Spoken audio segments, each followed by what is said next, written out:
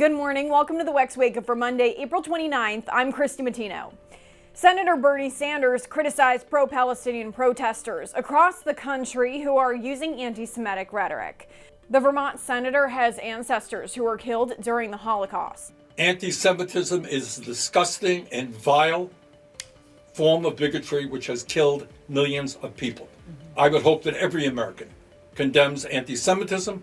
We condemn Islamophobia and all forms of bigotry. During the interview, Sanders was asked about Congresswoman Ilhan Omar, who suggested some Jewish students at Columbia University are pro-genocide. However, Sanders didn't directly condemn her for the comments. And Senator Lindsey Graham predicted a treaty with Saudi Arabia could be good for Israel and former President Donald Trump. Graham discussed Secretary of State Antony Blinken's upcoming trip to Saudi Arabia, and the senator himself also returned from his own visit to the country, where he had a conversation with Prince Mohammed bin Salman and Trump on a phone call. I'm confident that the Abraham Accords put in place the possibility of this deal. If we can get a deal between Saudi Arabia and Israel, it ends the Arab-Israeli conflict. Graham says he is working with Blinken and National Security Advisor Jake Sullivan to normalize Israel and Saudi Arabia. Until a treaty is made, bin Salman will not recognize the Jewish state. Graham felt positively about the treaty, and he vowed Republican support of President Biden's efforts. I'm here on national television telling the Biden administration, if you can land this deal, I think you'll have a lot of Republican support in the United States Senate for a treaty between Saudi Arabia and the United States.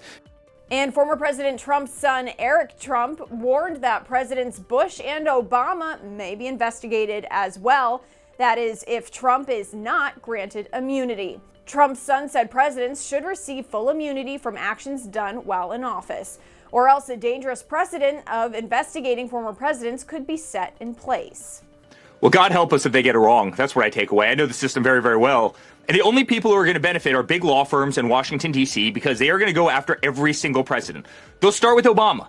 Fast and Furious, right? Where he gives 2,000 weapons to cartel members. And then they'll go to Obama where he weaponized the IRS against conservatives. They'll probably go after Joe Biden for having cocaine in the White House. During the Supreme Court's oral arguments last week, justices seemed to agree that Trump does not have blanket immunity from prosecution.